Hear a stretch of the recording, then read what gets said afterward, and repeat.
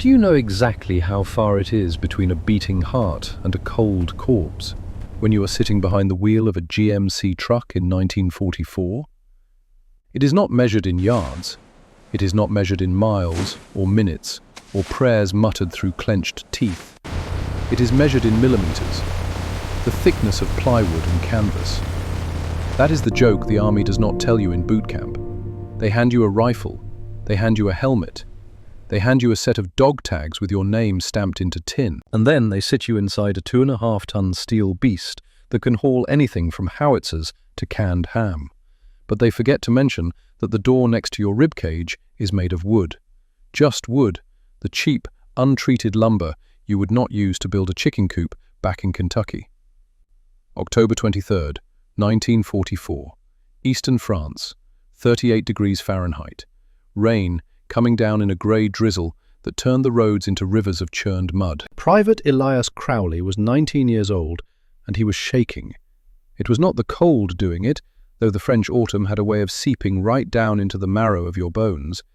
It was not fear, exactly. Fear was something sharp and immediate, like a knife to the throat. This was something deeper.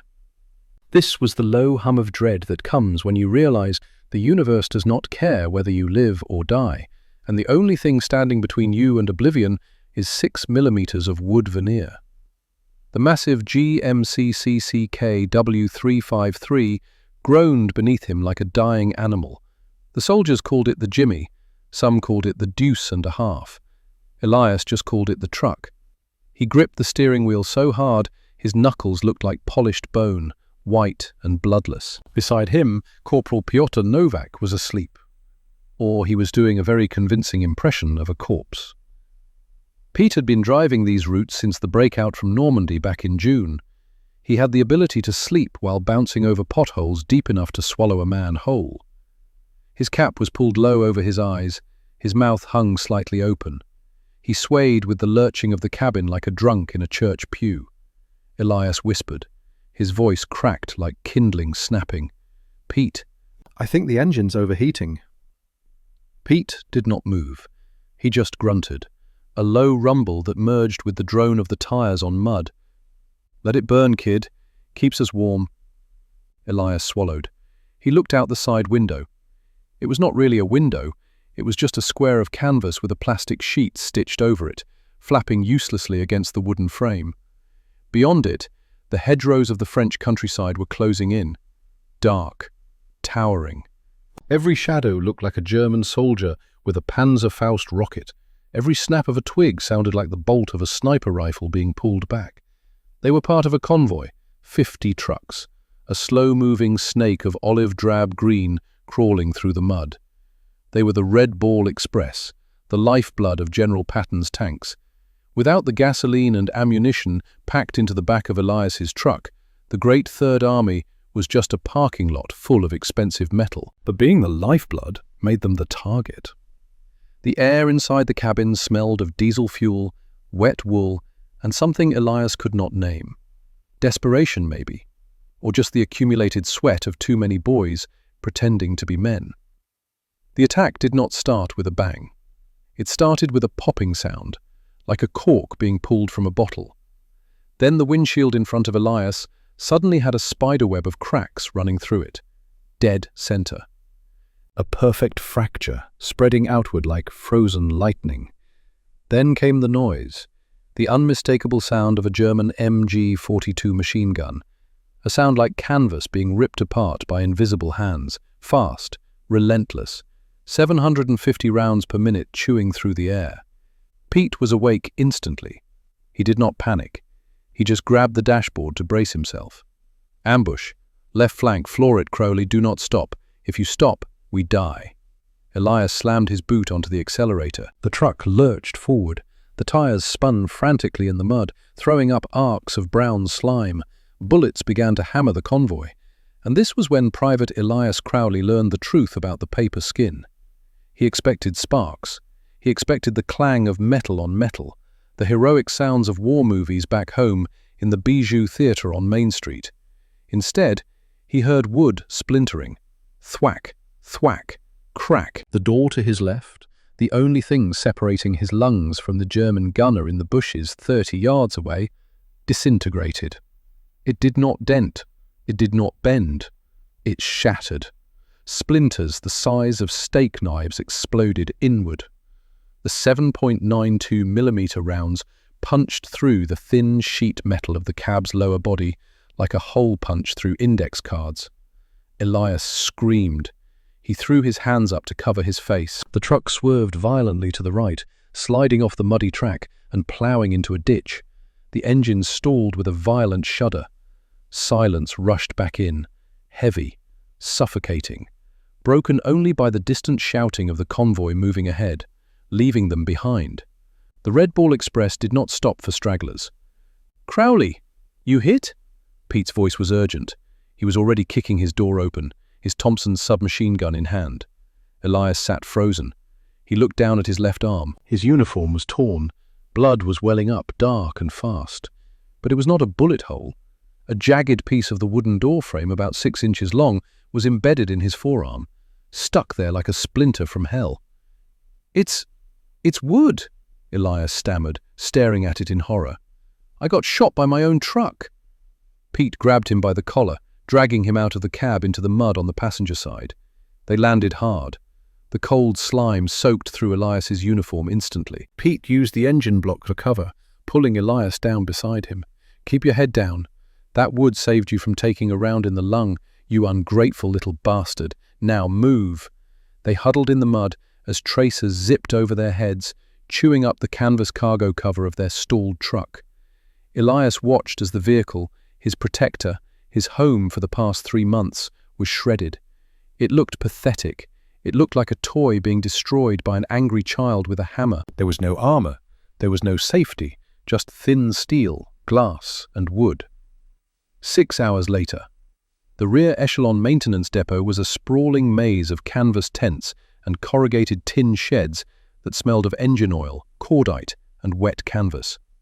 The rain had stopped, replaced by a cold grey mist that hung over everything like a funeral shroud. Sergeant Virgil Thorne walked slowly down the line of battered trucks that had been towed back from the front. Virgil was a mountain of a man, 52 years old, hands permanently stained with grease and oil. The black grime worked so deep into the creases of his palms that no amount of scrubbing could remove it. He did not look like a soldier. He looked like something carved from granite and left to weather in the rain. He had been a welder in Pittsburgh before the war. Steel mills, bridges, massive structural work that turned boys into men and men into ghosts. His son had died at Kasserine Pass in 1943, burned alive in a Sherman tank that did not have enough armor to stop a German 88mm shell. Virgil did not talk about it. He just worked, 16 hours a day, fixing trucks, fixing jeeps, fixing anything with an engine, fixing everything except the one thing that was broken inside his chest. He stopped at Elias Crowley's truck. It was a wreck. The windshield was gone. The radiator was leaking a green fluid that looked like alien blood pooling in the mud. But it was the driver's door that held his attention, or rather, what was left of it. Captain Bernard Ashford stood beside him, holding a clipboard. Ashford looked tired. His uniform was too clean compared to the mechanics. A West Point man, 48 years old, thinning hair, an officer who followed regulations because regulations were the only thing keeping the entire war machine from falling apart. "Can you salvage it, Sergeant?" Virgil reached out and touched the jagged edge of the doorframe. He pulled a long splinter of wood from the upholstery of the driver's seat. It was stained dark with blood. He held it up to the dim light filtering through the mist. "I can fix the engine, Captain," Virgil said. His voice was a low rumble, like gravel in a cement mixer. "I can patch the radiator. I can put new glass in." He turned to look at Ashford. There was a dangerous fire in his eyes. "But I cannot fix this." He snapped the bloody splinter in half. "Look at this, Captain. Plywood. We are sending boys out there in grocery carts. This is not a war machine. This is a delivery van." "Materials are scarce, Sergeant. You know that." Ashford rubbed his temples. "Steel goes to the tanks. General Patton needs the Shermans operational. The offensive cannot wait." "Patton is not driving this truck," Virgil retorted. He tossed the broken wood onto the muddy ground. "A kid named Crowley was. I saw him in the infirmary. He is digging splinters out of his arm. Not shrapnel, wood. The truck bit him, Captain. The truck failed him." Virgil walked around to the front of the ruined vehicle. He kicked the front bumper, a futile gesture of rage. The metal clanged hollowly. "We need armor, Captain. Real armor, steel plate, something." "We do not have it," Ashford said firmly. He closed his clipboard. "We do not have steel plate. We do not have welding rods for heavy gauge work. And we certainly do not have authorization from Corps. Make do with what you have, Sergeant. That is an order." Ashford walked away. His boots squelched in the mud. The sound faded into the mist. Virgil stood alone in the growing dark. He looked at the line of trucks, dozens of them, all with the same fatal flaw: soft skins, paper skins, boys inside boxes made of wood and hope. He leaned against the cold grill of the truck. He looked down at the ground. The mud of France was thick and heavy. It stuck to everything. It dried hard as concrete on his boots. Virgil knelt down. He picked up a handful of the wet grey sludge. He squeezed it in his massive fist until it oozed between his fingers. "Make do with what we have," he whispered to himself. He looked at the mud. He looked at the ruined stone wall of an old farmhouse nearby. Still standing despite the shelling that had levelled the rest of the village, the wood had burned, the steel had rusted and bent, but the stone remained. A strange look crossed Sergeant Virgil Thorne's face. It was not hope. It was something harder. The look of a man who was done playing by the rules of men who sat in offices 50 miles from the front. He dropped the mud, but the idea did not fall with it. The idea stayed, heavy and grey, settling in the back of his mind like concrete poured into a mould. The next morning, October 24th, 1944, the canvas tent that served as the company command post smelled of stale coffee, cigarette smoke, and damp wool. The air was cold. Breath came out in white clouds. Captain Bernard Ashford sat at a folding table, paperwork spread out in front of him like a map of bureaucratic misery. Virgil stood on the other side of the table, hands behind his back, at attention technically, but there was nothing respectful about the way he held himself. He looked like a bear that had been forced to wear a uniform. "Permission to scavenge, sir?" Ashford did not look up from his paperwork. "Scavenge what, Sergeant?" "Steel, from knocked-out panzers. There is a Tiger tank in the ditch 3 miles back, burnt out. I want to cut it up. Weld plates to the doors of the trucks. Give the boys some protection." Denied. The word hung in the cold air like an axe blade. Virgil's jaw tightened. "Sir, with respect." "The answer is no, Sergeant. Not because I say so, because the Corps of Engineers says so, and because the Provost Marshal says so. Unauthorized modifications void the vehicle warranty. Field Manual 9-2801, Section 7. I did not write the manual, Sergeant. I just enforce it." "The Provost Marshal is not getting shot at by snipers," Virgil growled. His hands were still behind his back, but they were clenched into fists now. "Crowley is 19 years old. He has got splinters in his arm because a German bullet turned his door into a shotgun blast of plywood. We are the Red Ball Express, sir. We keep the Third Army moving. Do we not deserve a little skin in the game?" Ashford finally looked up. His eyes were hard. Not with malice, with exhaustion, with the terrible, grinding pragmatism of a man who had made too many decisions that got people killed. "You know the math, Virgil. Every pound of steel we find goes to the repair depot for the Shermans. General Patton's tanks are chewing up tracks and armor faster than we can ship replacements from the States.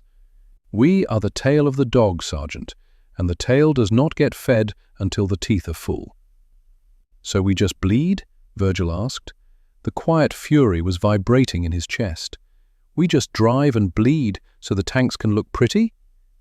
"We do our duty," Ashford said. His voice was flat. "And your duty is to keep those engines running, not to redesign the United States Army's vehicle specifications." "Dismissed, Sergeant." Virgil did not salute.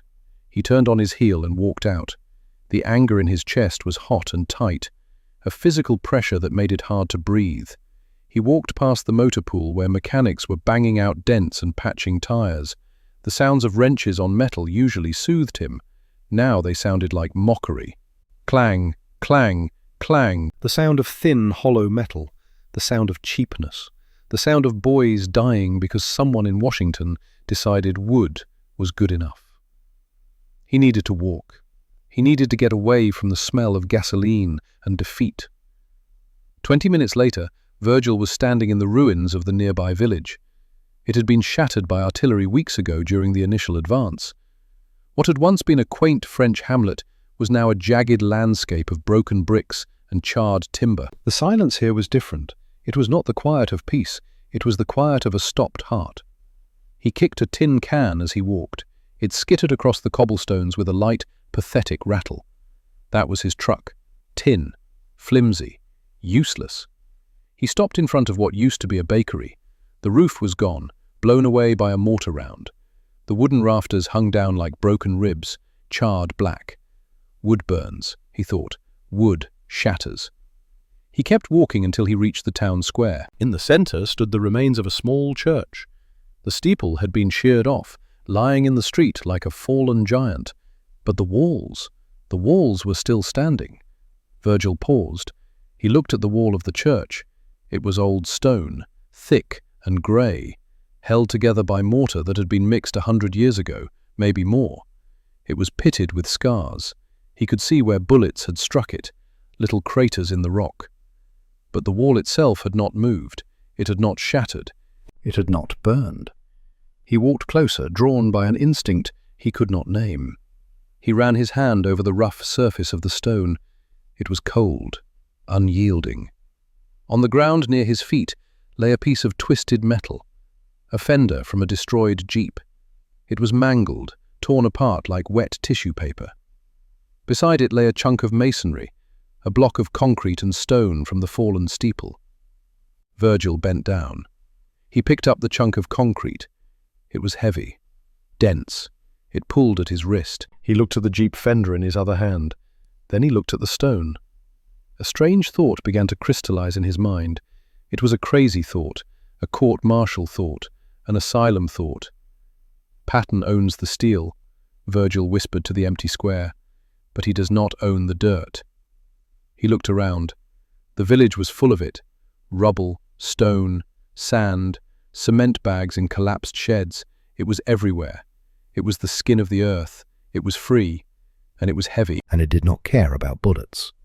Behind him, a voice spoke. "Sergeant?" Virgil turned. Private Elias Crowley stood there. His left arm was bandaged, white gauze wrapped from wrist to elbow. He looked pale, young, too young to be here. But there was something different in his eyes now. The terror was still there, but it was mixed with something else. Anger, maybe, or determination. "What are you doing here, Crowley?" "Looking for you, Sergeant. Captain said you walked off." "Thought you might do something stupid." Elias paused. "What are you looking at?" Virgil held up the chunk of concrete. "This," Elias frowned. "It is a rock." "It is armor," Virgil said. He pointed at the church wall. "Look at that. Panzers shelled this village for 3 days. Artillery, mortars, machine guns, and that wall is still standing, not bent, not broken, still standing. You want to build a wall around the trucks?" "No." Virgil dropped the concrete. He turned to face Elias. "I want to make the trucks into walls." Elias looked at the church, at the bullet scars that had barely dented the stone. He thought of the wooden door that had shattered around him, the splinter still buried in his arm. "How?" Elias asked. "I do not know yet, but we are going to find out." At that moment, somewhere in the cold October air, a radio crackled to life in the command tent 300 yards away. A voice speaking English with a flat, nasal accent. An intelligence officer reading from a decoded German transmission. "All units be advised. 2nd SS Panzer Division elements observed moving south toward Red Ball Express routes. Expect coordinated attacks with Panzerfaust anti-tank rockets and heavy machine gun emplacements. Convoys operating in sectors George and Howe are considered high risk. Acknowledge." Captain Bernard Ashford sat very still. He looked at the radio. He looked at the map on his table. The red line of the Red Ball Express cut through sectors George and Howe like an artery. He stood up. He walked to the tent flap. Outside, he could see Sergeant Virgil Thorne and Private Crowley walking back from the village ruins. Virgil was talking. Crowley was listening. They looked like a father and son, discussing how to fix a tractor. Ashford made a decision. A regulation-breaking, career-ending, life-saving decision. "Runner!" he called out. A young corporal appeared. "Sir?" "Find Sergeant Thorne. Tell him he has 48 hours. If he wants to build something, he builds it now. And tell him if it does not work, he tears it all down, and we never speak of it again." "Yes, sir. What is he building, sir?" Ashford looked out at the line of trucks, thin-skinned, vulnerable, full of boys who wrote letters home to mothers and sweethearts. "I have no idea," Ashford said quietly. "But God help us. I hope it works." At what point does a pile of garbage stop being trash and start being salvation? That was the question hanging in the damp air of the motor pool on the morning of October 25th, 1944. The sky was the color of wet concrete. The temperature had dropped to 34 degrees Fahrenheit overnight. Frost clung to the metal roofs of the maintenance sheds like a disease. Sergeant Virgil Thorne stood in the center of the yard, an unlit cigar clamped between his teeth. He had not slept. His eyes were red-rimmed and sharp. Around him, a small crowd of mechanics had gathered. Men with grease-stained hands and skeptical faces. Men who had seen every half-baked idea the army could dream up, and watched most of them fail. Private Elias Crowley stood beside Virgil, his bandaged arm held close to his chest. The wound throbbed with every heartbeat. But he was here. He had volunteered. When Virgil had asked for help, Elias had been the first to raise his hand. Corporal Pete Novak leaned against the fender of a jeep, arms crossed. He looked like a man watching a train wreck in slow motion. "You want us to find what, exactly?" Virgil pulled the cigar from his mouth. He pointed it at the ruins of the village visible beyond the wire fence. "Bed springs, fence posts, iron gates from the cemetery, anything metal, anything twisted. I want it welded to the cab of truck 402. One of the younger mechanics, a kid from Ohio with a face like a weasel, laughed. "Bed springs, Sarge? You building a truck or a torture device?" Virgil turned to look at him. The laughter died instantly. "Rebar," Virgil said, his voice flat. "Concrete cannot take tension. It cracks. It crumbles. It needs bones. The steel is the skeleton. The concrete is the muscle. Now move." They moved. It was a scavenger hunt through hell. Elias and Pete headed into the village first, picking their way through the rubble like men walking through a graveyard.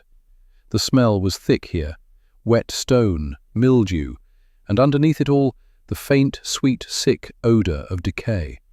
Something had died here, maybe many things. "This is insane," Pete muttered, kicking aside a chunk of broken masonry. "We are going to get court-martialed for unauthorized modification of government property." Elias did not answer. He was staring at the remains of a house. The roof had collapsed inward, but the iron fence that had once surrounded a small garden was still intact. Rusted, bent, but intact. "There," Elias said, pointing. Pete followed his gaze. "A fence?" Virgil said anything metal. They worked the fence posts out of the frozen ground with a crowbar and a sledgehammer. The metal groaned as it came free, shedding flakes of rust like dead skin. It took 20 minutes to pry loose 6 feet of fencing. They carried it back to the motor pool, their breath coming out in white clouds. Other teams returned with their own finds. A corporal named Daniels dragged in the springs from a double bed found in the ruins of a hotel. Another man brought a stack of iron rebar scavenged from a collapsed barn. Piece by piece, the pile grew. By midday, the motor pool looked like a junkyard. Twisted metal, rusted iron, springs coiled like intestines. It was ugly. It was chaotic. And Virgil Thorne stood in the middle of it all, nodding slowly. "Good," he said. "Now we build." The work began in earnest at 1400 hours, 2 o'clock in the afternoon. Virgil had chosen truck 402 for the experiment. It was Elias's truck. the same GMC that had been shot to pieces 2 days ago. The windshield had been replaced, the engine repaired, but the door was still just plywood and canvas, a wound waiting to be reopened. Virgil handed Elias a welding mask. You ever weld before, kid? My grandfather taught me, fixing farm equipment. Good. Then you are going to help me build a cage. They started with the door. Virgil marked out measurements with a piece of chalk on the sheet metal. Then he began cutting the scavenged iron with an acetylene torch. The flame hissed and spat, turning the metal cherry red. The smell of burning steel filled the air, sharp, acrid, the scent of creation and destruction happening at the same time. Elias held the pieces in place while Virgil welded. The arc light was blinding even through the darkened glass of the mask. Sparks showered down like fireworks, burning tiny holes in their sleeves. Elias could feel the heat radiating through his gloves. His injured arms screamed in protest, but he held steady. They were building a framework, a skeleton of iron that sat 2 inches off the original door, creating a hollow space. Bed springs were welded vertically, creating a lattice. Fence wire was woven through like tendons. It looked like something from a nightmare, chaotic, violent. But there was a structure to it, a method in the madness. "Why the springs?" Elias asked during a break. His voice was hoarse from breathing through the welding fumes. Virgil took off his mask. His face was streaked with soot. "Concrete is hard, but hard things shatter when hit hard enough. The springs give it flex. Let it absorb impact instead of fracturing. Like a catcher's mitt catches a baseball instead of a brick wall stopping a train. Will it work? We are about to find out." By nightfall, the framework was complete. The truck sat in the center of the workshop, surrounded by arc lamps that cast harsh shadows. The door no longer looked like a door. It looked like a rib cage, metal bones sticking out at odd angles, springs coiled inside like organs. Now came the carpentry. They built wooden forms around the cab, sheets of plywood nailed together to create a mold. It encased the driver's seat, the passenger's seat, the floor, turning the cabin into a box within a box. The wood smelled of pine and wet earth. "Looks like a coffin," Pete observed. He had been watching from a distance, smoking a cigarette. "You sure you want to be buried in that, Crowley?" Elias did not answer. He was too tired for banter. His arm was on fire. His back ached. But there was something else. Something he had not felt in a long time. Purpose. At 2200 hours, 10 o'clock at night, they began mixing the concrete. Virgil had scrounged 50 bags of cement from a Corps of Engineers supply dump. Grey powder in paper sacks. Each bag weighed 94 pounds. They hauled them one by one to the mixer, a stolen device that looked like a rusted steel drum mounted on a frame. The formula was simple: 3 parts gravel, 2 parts sand, 1 part cement. Add water until it flowed like thick mud. The mixer turned with a grinding, rhythmic sound. Chunk, chunk, chunk, chunk. Hypnotic, endless. They poured the wet grey sludge into the wooden forms, filling the space between the truck's original door and the mold. It swallowed the bed springs. It covered the fence wire. It filled every gap until the wood groaned under the weight. The smell of wet concrete was overwhelming, alkaline, mineral.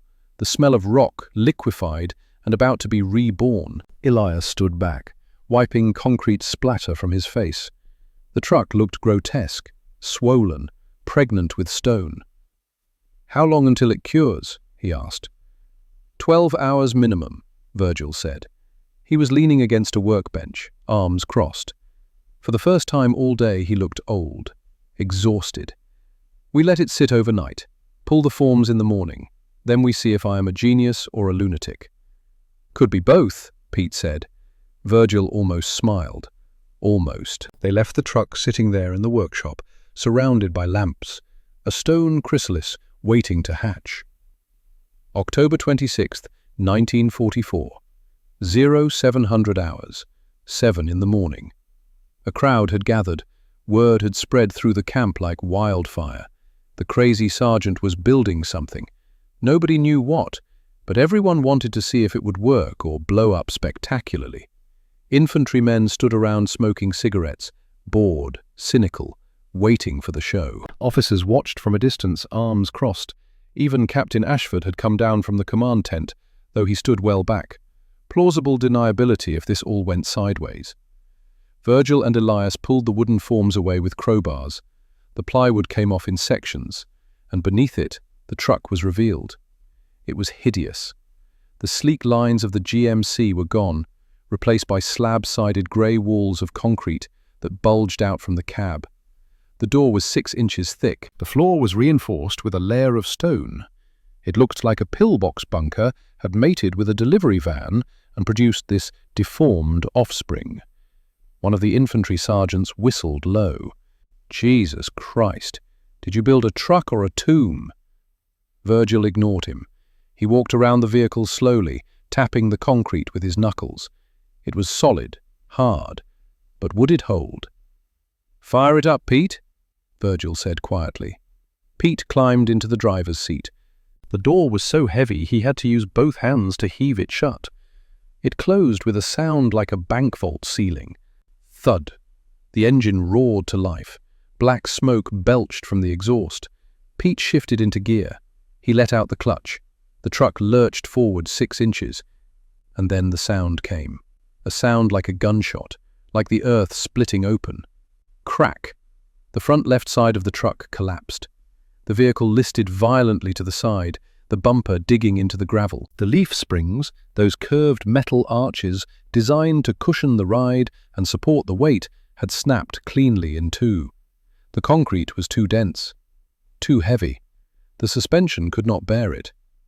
Laughter erupted from the infantrymen, loud, cruel. The laughter that comes from watching someone else's failure. "Nice rock, Sarge," one of them shouted. "Does it come with a tombstone?" Another voice. "Gonna need a crane to move that bastard." Virgil stood motionless. He stared at the broken suspension. His face was unreadable. He did not hear the laughter. He was doing calculations in his head. Density, volume, impact absorption. Elias felt something cold settle in his stomach. They had failed. They had worked through the night, poured their sweat and hope into this thing, and it could not even move 10 feet. "It is too heavy," Elias said softly, looking at his boots. "It will not work, Sarge."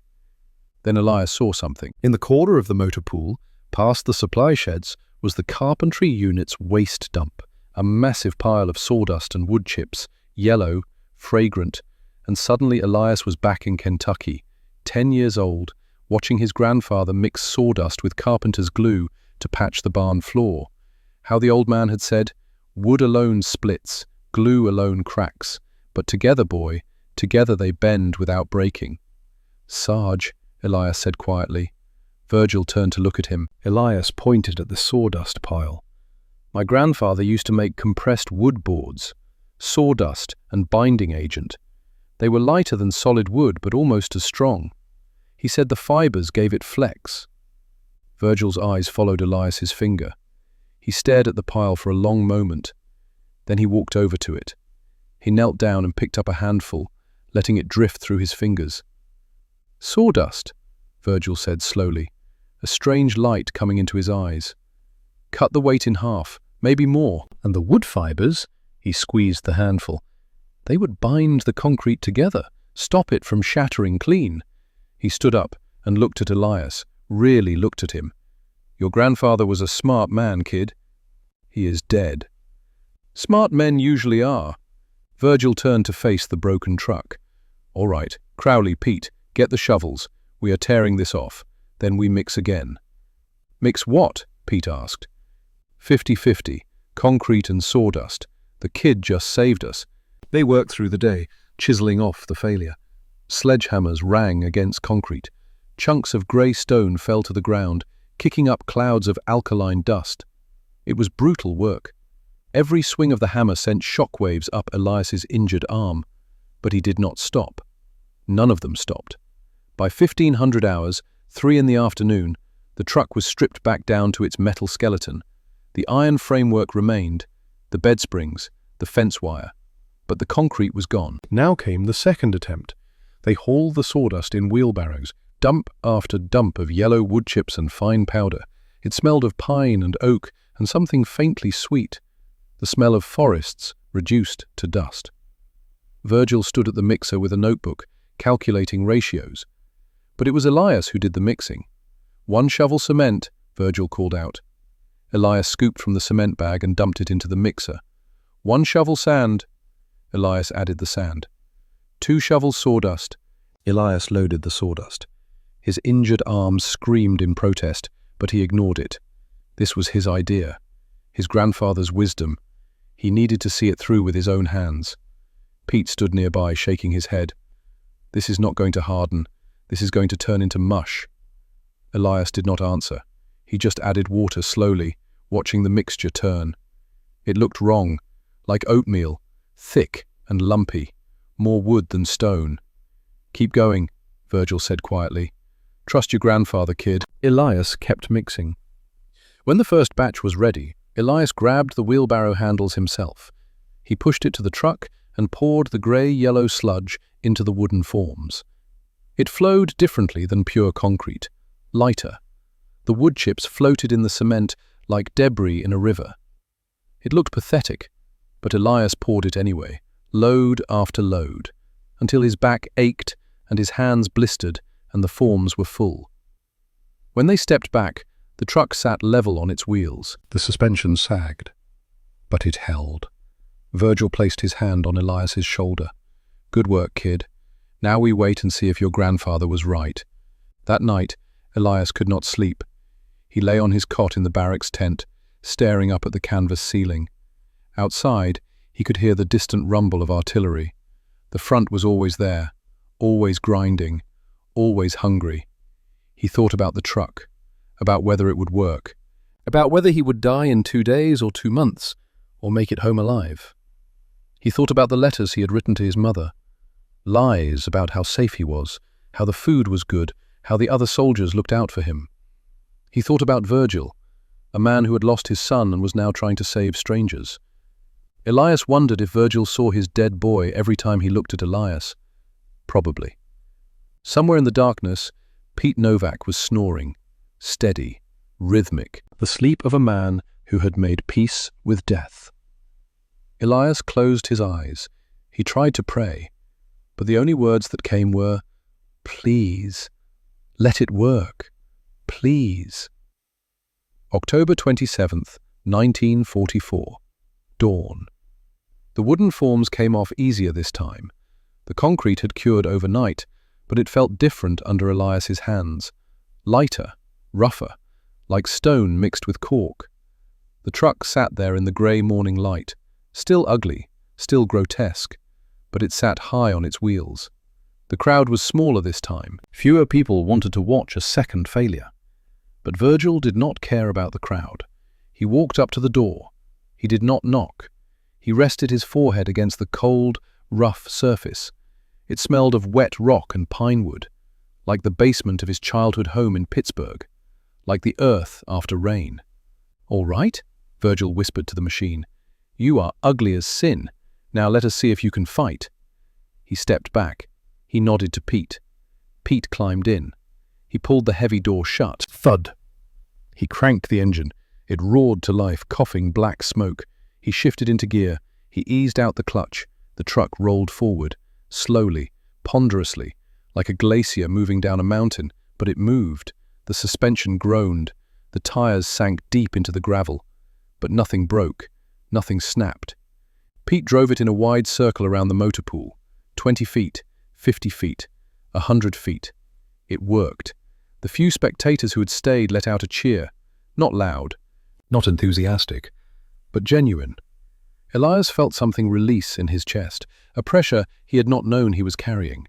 Virgil just nodded once. Then he turned to Captain Ashford, who had been watching from the doorway of the maintenance shed. Their eyes met. Ashford walked over slowly. He placed his hand on the concrete door.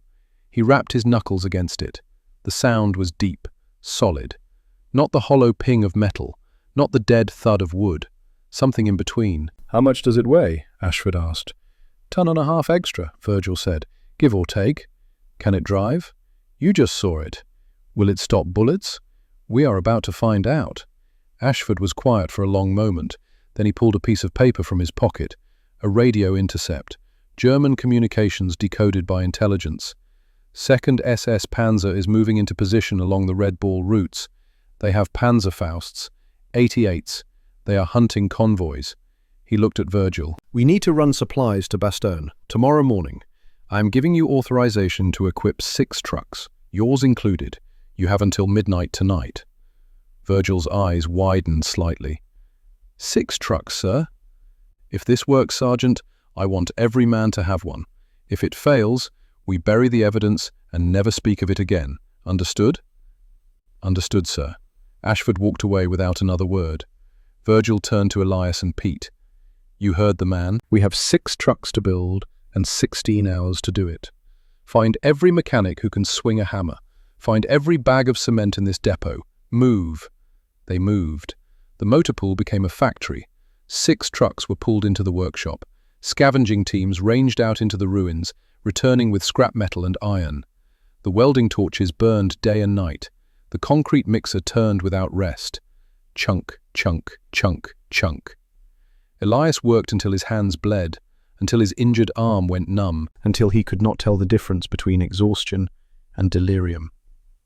He mixed batch after batch of the sawdust concrete, his grandfather's formula, saving it in his muscle memory. 1 part cement, 1 part sand, 2 parts sawdust. Add water. But by 2300 hours, 11 o'clock at night on October 27th, all 6 trucks sat in a row, ugly, misshapen, grey monsters squatting in the dark. Virgil walked down the line, inspecting each one. He tapped the concrete. He checked the welds. He climbed inside each cab and sat in the driver's seat, feeling the weight of the armor around him. When he was finished, he walked back to where Elias stood, swaying on his feet. Get some sleep, kid. You drive the lead truck tomorrow. Elias blinked. Me? You. If this thing kills you, I want to be close enough to see it. Now go. Elias stumbled to the barracks. He did not even take off his boots. He fell onto his cot and was asleep before his head hit the pillow. In his dreams, he saw walls of stone rising around him, walls that kept the bullets out, walls that kept the darkness at bay, walls built from garbage and hope and the refusal to die quietly. When the devil comes for you with fire and lead, does he care whether your sanctuary is a cathedral or a moving tomb? That was the question burning in Private Elias Crowley's mind as the heavy steel gate of the forward operating base swung open on the morning of October 28th, 1944. The road ahead was not a road anymore. It was a kill zone. 40 miles of churned mud, flanked by dense forest, where the 2nd SS Panzer Division was waiting like wolves in the dark. The convoy formed up in the grey pre-dawn light, 6 concrete trucks at the front, 15 standard GMCs behind them, each vehicle loaded with ammunition, gasoline, medical supplies, the lifeblood that would keep the offensive moving toward Germany. Elias sat behind the wheel of the lead truck. His hands were steady now. The shaking had stopped sometime during the night. He did not know when. Maybe fear had finally burned itself out and left only ash behind. Beside him, Corporal Pete Novak checked his Thompson submachine gun for the 3rd time. In the back, Sergeant Virgil Thorne stood at the mounted 50 caliber machine gun, his massive frame silhouetted against the pale sky. The truck idled with a different sound now, deeper, heavier. The extra 1.5 tons of concrete and sawdust dampened the engine's roar to a low, suffocating hum. Inside the cab, it was dark. The concrete encasement blocked out the sidelight, leaving only the windshield as a viewport to the world. It felt less like a vehicle and more like a submarine preparing to dive. "Stop shaking the truck, Crowley," Pete said. His voice was calm, almost bored. "I am not shaking." "Your knee is. Bouncing up and down. Makes the whole cab vibrate." Elias looked down. Pete was right. His right leg was pistoning up and down unconsciously. He forced it still. "We are a target," Elias said quietly. "Look at us. Grey elephants in a green forest. They cannot miss." "That is the point," Pete said. He pulled a cigarette from his pocket, but did not light it, just held it between his fingers like a talisman. "Let them hit us. Let them waste their ammunition on something that does not care." The radio crackled. Captain Ashford's voice came through, tinny and distant. "All units, this is Red Ball 6. You are cleared to move. Maintain 15-mile-per-hour speed. Do not stop for anything. Do not break convoy. If a vehicle goes down, you keep moving. Understood?" A chorus of acknowledgements came back. Elias shifted into first gear. The clutch was stiff, fighting against the weight. He eased it out. The truck lurched forward, tires biting into the gravel. They rolled out into the Devil's Country. The first obstacle came within 5 miles. The rain from the previous week had turned the road into a river of liquid clay, thick, grasping, mud that swallowed jeeps whole and held them until spring. The standard trucks behind them could navigate it, barely. Their lighter frames allowed them to skim across the surface. But the concrete trucks were different. Each one weighed nearly 8,000 pounds fully loaded. The tires sank deep with every revolution, throwing up arcs of brown slime. "Ease off the gas," Pete said, watching the road ahead. "You push too hard, we sink. We slow down, we are sitting ducks. We sink, we are dead ducks. Pick your poison, kid." Elias fought the wheel. The truck wanted to slide, to slip sideways into the drainage ditches that lined the road. The mud pulled at the tires like hands trying to drag them down into the earth. Behind him, Virgil's voice came through the speaking tube. "Keep your momentum. Do not fight the slide. Let her find her own groove." Elias thought of the farm back in Kentucky, driving his father's tractor through spring fields, how you did not force the machine, you worked with it, felt where the ground was solid and where it wanted to give way. He stopped trying to steer straight. He let the truck drift slightly, finding the firmest path through instinct more than sight. The speedometer hovered at 12 miles per hour, too slow, but they were moving. One of the standard trucks behind them was not as lucky. Elias heard the engine rev desperately, then the wet, sucking sound of tires spinning uselessly. In the side mirror, he watched the vehicle settle deeper into the mud, tilting to one side. The convoy did not stop. Pete keyed the radio. "Red Ball 6, this is lead. We have a vehicle down at marker 2. Copy, lead. Recovery team will retrieve after passage. Keep moving." They kept moving. The mud finally gave way to harder ground after 3 miles. Elias's arms ached from wrestling the wheel. His shirt was soaked through with sweat despite the cold. But they had made it through. The second obstacle came at mile marker 12. The temperature gauge began to climb, slowly at first, just a few degrees above normal, then faster. The needle crept into the red zone. The engine was cooking itself alive under the strain of hauling the extra weight. "Virgil," Elias called back through the tube, "engine temp is critical." There was a pause. Then Virgil's voice came back, flat and certain. "Let it burn." "What?" "You heard me. Let it burn. These engines can take it. The Continental Red Seal was built for worse. You stop now, you cool down, the metal contracts, gaskets fail, then we really have a problem. So you let it burn and keep driving." Pete looked at Elias. "You trust him? Do I have a choice?" The temperature gauge climbed higher. 190, 200, 210. Steam began to wisp from the edges of the hood. The smell of hot metal and burning oil filled the cab. Every instinct Elias had screamed to stop, to shut it down before the whole engine seized. But he thought of Virgil, a man who had spent 30 years working steel, who knew engines the way a doctor knows the human body. Elias kept his foot on the accelerator. The engine groaned. It sounded like a trapped animal trying to claw its way out of a cage. But it kept running. At mile marker 15, the temperature finally stabilized. Still hot, still dangerous, but holding steady. "See?" Virgil's voice came through the tube. "She just needed to sweat a little, like the rest of us." The third obstacle came without warning. The first sound was a soft popping, like distant firecrackers. Then the windshield directly in front of Elias developed a small crater. A spiderweb of cracks spreading outward. Pete's voice was suddenly sharp. "Contact left, 3 o'clock in the tree line." The German MG-42 opened up in earnest a second later. The sound was unmistakable. That rapid fire ripping like heavy canvas being torn by invisible hands. 1,200 rounds per minute chewing through the morning air.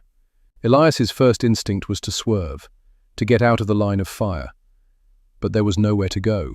The road was narrow here, forest pressing in on both sides. Then the bullets hit. Not the high-pitched ping of metal he remembered from 2 days ago. Not the splintering crack of wood. This was different. Thud, thud, whack. The sound of a baseball bat hitting a sack of flour. Dull, heavy, final. A cloud of grey dust puffed into the cab through the firing port. Elias instinctively curled down, throwing his left arm over his face. He waited for the tearing pain, the burning sting of a round punching through flesh. It did not come. "Look at it, Crowley," Pete was yelling, not in fear, in something like manic joy. "Look at the door." Elias opened his eyes. He turned his head. Where the door met his shoulder, there was a fresh crater in the concrete, maybe 3 inches across. The grey material had pulverized, exploding outward in a puff of dust. But at the bottom of the crater, Elias could see the glint of twisted metal. A bed spring, bent but holding. And embedded in the spring was the bullet, flattened, harmless, trapped in the web of Virgil's garbage. The sawdust had done exactly what Virgil said it would. It had given the concrete just enough flex to catch the bullet without shattering the whole block. Like a glove catching a fastball. "It works," Elias whispered. Then he screamed it. "It works! Get on the gun!" Virgil shouted from the back. "Show these bastards we have teeth!" Elias grabbed his M1 carbine. He shoved the barrel through the firing port that Virgil had molded into the concrete. The opening was just wide enough for the muzzle. He could not see what he was aiming at, could not see the Germans in the trees, but that did not matter. He pulled the trigger. The recoil slammed back into his shoulder. The noise inside the concrete box was deafening, but Elias did not care. He fired again and again, emptying the 15-round magazine into the forest. Behind him, Virgil's 50 cal opened up with a deeper roar. Thump, thump, thump, thump. The big gun walking traces into the tree line, chewing through foliage and wood. The German fire intensified, but now Elias could hear the difference. Most of the rounds were hitting the concrete. Thud, thud, thud. Each impact left another crater, another puff of dust. But they could not get through. A few rounds found the unarmored rear cargo area. The canvas ripped, wood splintered. But the cab, the heart of the beast, remained intact. Elias kept driving, foot on the accelerator, hands locked on the wheel. The truck roared through the ambush zone like a grey juggernaut that refused to acknowledge the existence of small arms fire. In the forest, 30 meters up the slope, Unterscharführer Dieter Wolf watched through his binoculars. 26 years old, a veteran of the Eastern Front. He had seen Russian T-34s charge through German lines. He had seen Sturmovic's strafe convoys, but he had never seen anything like this. "Fire the Panzerschreck!" he screamed to his rocket team. The loader shook his head. "Herr Unterscharführer, we only have 3 rockets. Do we waste them on trucks?" "Those are not trucks anymore. They are moving bunkers. Fire!" But before the rocket team could aim, American tracers began chewing up their position. The gunner dove for cover. The moment was lost. Wolf watched the lead truck disappear around the bend, its grey hide pockmarked with craters, but intact. "Amerikanische Schweine," he muttered. "They build fortresses from garbage." The ambush lasted less than 2 minutes, but it felt like 2 hours. Then they were clear. The forest fell away. The gunfire stopped. The silence that rushed back in was almost worse than the noise. Elias's hands were shaking again. His ears rang. His throat was raw from screaming. But they were alive. Pete looked at him. Then he started laughing, a deep, gasping laugh that sounded half-mad. "We are driving a goddamn fortress," Pete said. "A moving fortress made of garbage and sawdust and pure stupid will." Elias looked at the cratered door beside him, at the dozen impact points peppering the concrete. He reached out and dug his finger into one of the holes. He pried out a flattened bullet. It was still warm. He looked at the piece of metal that should have killed him. Then he looked at the ugly, lumpy grey paste that Sergeant Virgil Form had smeared onto the side of the truck. At mile marker 28, they rolled into the besieged outpost. The surrounded infantry ran out expecting supplies, but they stopped dead when they saw the convoy. The lead truck looked like it had a disease. The concrete was pockmarked and scarred. Chunks had been blown away, exposing the rebar and bed springs underneath like broken ribs. Grey dust coated everything. Elias kicked his door open. It swung out with the heavy, grinding sound of a stone tomb. He stepped down onto frozen ground. His legs nearly gave out beneath him. An infantry sergeant ran over, young, dirty, eyes hollowed out by too many nights without sleep. "What the hell is that thing?" the sergeant asked. Elias walked around to the passenger side. He touched one of the craters where a bullet had hit. He dug his finger in and pried out another flattened round. He tossed it to the sergeant. "That," Elias said, his voice steady for the first time in his life, "is a rock, and we are the hard place." But the devil had not brought his biggest hammer yet. December 1944. The Ardennes. The world had lost its colour.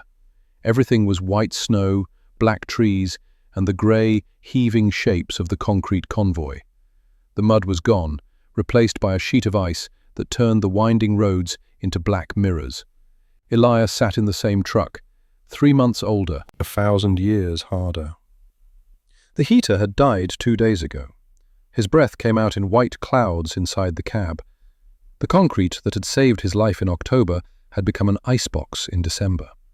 The cold radiated from the walls like they were sitting inside a freezer. They were crawling, a convoy of turtles in a land of wolves.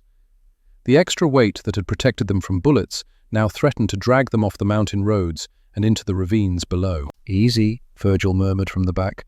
"Do not fight the slide. Let her find the groove." "She is too heavy, Sarge," Pete said through gritted teeth. He was driving this time, Elias riding shotgun. "Physics does not care about ingenuity. Momentum is killing us." The attack came with a sound Elias had never heard before. A whoosh, like a giant taking a breath. Then a streak of smoke erupted from the tree line. Not a bullet, a rocket, a Panzerfaust, the fist of God. It missed their truck by inches, slammed into the fuel tanker 3 vehicles back. The explosion was absolute.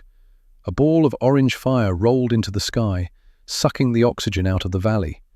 The shockwave hit their truck like a physical blow, lifting the rear wheels off the ground for half a second before slamming them back down. "Ambush!" someone screamed over the radio. The convoy ground to a halt. This was the kill zone. The Germans opened up from the ridge. Not with rifles, with heavy mortars and Panzerfausts. They had learned. Small arms were useless against the concrete trucks, so they brought the big guns. Captain Bernard Ashford bailed out of his command jeep 4 vehicles back. Elias could see him in the side mirror, waving his arms, screaming orders to get men into cover. "Get behind the concrete trucks," Ashford bellowed. "Get out of the soft skins." Men ran through the snow. Some made it. Some did not. Ashford was running toward Elias's truck when the mortar round landed. 10 feet away, maybe less. The explosion threw Ashford into the air like a rag doll. He hit the ground and did not move. There was just a crater in the snow and a stillness where a good man had stood. "Captain!" Elias reached for the door handle. Virgil's hand clamped down on his shoulder from behind. "Do not open it. He is gone, kid. He is gone. You open that door, you join him." Elias stared at the place where Ashford had been, at the red stain spreading across white snow. The Germans focused their fire on the lead truck. They saw it was not moving. They saw it was the anchor. 200 meters up the ridge, Oberfeldwebel Klaus Richter crouched behind a fallen log, feeding a belt into his MG-42. He was 34 years old, a veteran of Poland, France, and Russia. He had seen tanks burn. He had seen men die, but he had never seen anything like the American trucks below. "More Panzerfaust!" he screamed to the rocket team on his left. "The concrete! Aim for the concrete!" His loader, a boy of 17 named Hans, stared down at the convoy. "Herr Oberfeldwebel, our bullets, they do nothing." "I can see that, you idiot. That is why I ordered the rockets." Another Panzerfaust streaked down. It struck the lead truck's hood. The explosion was massive. But when the smoke cleared, The truck was still there, battered, broken, but the cabin intact. Richter felt something he had not felt since Stalingrad. Not fear exactly, something colder, the sick realization that the enemy had adapted, that American ingenuity had found an answer to German firepower using garbage and determination. "They are building fortresses from rubble," he muttered. "Gott im Himmel! They are madmen." Below, the American gunner in the concrete truck was still firing. Tracers walking toward Richter's position. "Fall back," Richter ordered, "before the Jarbos come." As if summoned by his words, the scream of P-47 engines split the sky. A heavy machine gun walked its fire up the hood and hammered into the windshield. The concrete armor groaned. This was not the dull thud from before. This was concentrated fire, industrial murder. Chunks of grey rock began to fly off. The sawdust binding held, barely, but the skin was being flayed alive. "They are chipping us away," Pete yelled. "We are eroding, Sarge." Virgil grabbed his grease gun. He jammed it through the firing port. "It is doing its job. It is dying so we do not have to." Another Panzerfaust struck the front grille. The engine block took the hit, saving them, but the force cracked the concrete casing on the passenger door. A massive fissure ran down the side like lightning in stone. For 10 minutes it was apocalypse inside a phone booth. The noise was deafening, the air thick with concrete dust coating their faces like ash. Every impact felt like a punch to the chest. The armor was failing, crumbling layer by layer, exposing the rusted bedsprings and rebar skeleton beneath. But it held. It held just long enough for the P-47 Thunderbolts to scream overhead, their heavy cannons tearing into the German ridgeline. The sky cleared. The firing stopped. Silence returned to the Ardennes, heavier than the snow. Virgil pushed the door open. It did not swing. It fell off. The hinges had been sheared away. The entire slab of concrete, now a ruined mess of wire and dust, collapsed into the snow with a dull thud. They stepped out. The truck looked like a skeleton. The engine was dead, the tires shredded. The concrete skin lay in a pile of rubble around the wheels. Elias walked to the pile. He fell to his knees in the snow. He picked up a piece of the debris, smaller than his hand. He looked at the burning convoy behind them, at the crater where Captain Ashford had died. Then he looked at Virgil, who was wiping blood and grey mud from his eyes. The hammer had come down, the shield had broken, but the men inside were still breathing. May 8th, 1945. Paris. The war was over. The massive vehicle depot stretched as far as the eye could see, a graveyard of machinery in the tall green grass of a spring that did not care about 6 years of killing. Virgil stood with his arms crossed, watching the end of his masterpiece. Engineers swarmed over the trucks. They were not repairing them, they were undressing them. The army did not need trucks carrying unauthorized masonry anymore. They needed the vehicles back to original specs, to haul reconstruction supplies, to carry refugees, to go home. Clang! Crack! Thud! A young private swung a sledgehammer with the enthusiasm of youth, smashing it into the side of a GMC cab. The concrete skin cracked open. Without the threat of German bullets to give it purpose, it was just brittle mud. Chunks fell to the ground, kicking up clouds of grey dust. Elias walked up beside Virgil. He looked different. The terror in his eyes was gone, replaced by the hollow, 1,000-yard stare of a man who had seen what happens when metal meets flesh. He was holding a duffel bag, his discharge papers in his pocket, going back to Kentucky. "They are tearing them all down," Elias said softly. "They have to," Virgil replied. "You cannot drive a tank to the grocery store, kid. The weight ruins the axles, eats the gas. It was never meant to last." It lasted long enough. They watched as a large slab fell away from Elias's old truck. As it hit the ground and shattered, something fell out. Not rebar, not a bed spring, a letter, folded and refolded. The paper stained with concrete but still intact. Elias walked over and picked it up. He recognized his own handwriting. The letter he had written to his mother the night before the first convoy. The letter he had hidden in the doorframe. He unfolded it carefully. The ink had run in places, but he could still read the words. "Dear Mama, If you are reading this, it means I did not make it home. But I want you to know I was not scared at the end. A good man named Virgil made sure of that." Elias looked at Virgil. The old sergeant was staring at the pile of rubble, at the rusted wire and wood chips and grey dust. To the generals inspecting the yard, it was unauthorized modification, waste of resources, breach of protocol. But Virgil saw something else.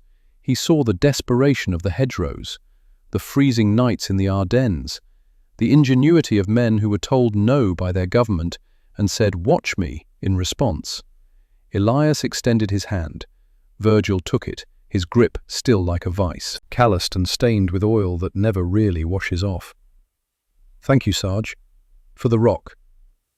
"It was not the rock, kid," Virgil said, looking him in the eye. "It was the will to carry it." 80 years later, 2024. The museum was quiet. Polished floors, soft lighting, the reverent hush of a place where history sleeps. In the center of the main hall sat a GMCC CWK, restored, olive drab paint gleaming, and welded to the driver's door, preserved under glass, was a section of the original concrete armor. Grey, pockmarked, still embedded with a flattened bullet. An old man sat in a wheelchair beside it, 99 years old, Elias Crowley, one of the last. A group of middle school students filed past, barely glancing at the truck. To them, it was just another relic, just another piece of the past. But then someone turned the ignition key for the demonstration. The Continental Red Seal engine coughed. Once, twice, then it roared to life. The sound was everything, deep, powerful, the mechanical heartbeat of 1944 suddenly beating in 2024. The sound filled the museum hall, echoing off polished floors and glass cases. And Elias was gone. The wheelchair disappeared, the museum disappeared, the curator disappeared. He was 19 again, hands gripping the wheel so hard his knuckles turned white. Pete beside him, cigarette unlit between his fingers. Virgil's voice coming through the speaking tube. "Keep your momentum, kid. Let her find her groove." The smell of diesel and wet wool, the taste of fear and concrete dust, the weight of the door that had saved his life pressing against his shoulder. "Mr. Crowley?" The engine shut off. The present rushed back in. Elias opened his eyes. His face was wet. He had not realized he was crying. "I am fine, son," he said, his voice rough. "Just remembering." The curator knelt beside the wheelchair. "The placard says you were part of the Red Ball Express, that you helped develop the improvised armor." "That was Sergeant Virgil Thorne. I just had an idea about sawdust. He made it work." The records show the concrete truck saved hundreds of lives. Elias pulled out a worn photograph from his jacket.